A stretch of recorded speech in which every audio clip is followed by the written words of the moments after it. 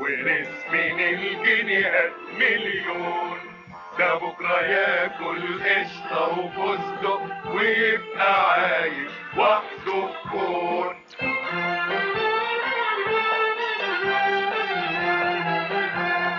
هقول لكم رايح اعمل ايه، هقول لكم رايح اعمل ايه، بس احكموا بالحق عليه، بس احكموا بالحق عليه.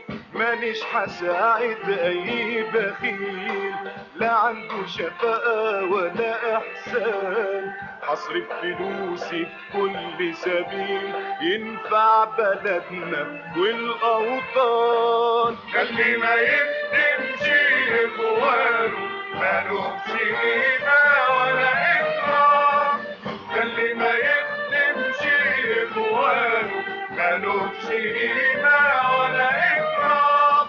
واللي هيبخل على اوطانه لا يبقى ماله والله حرام.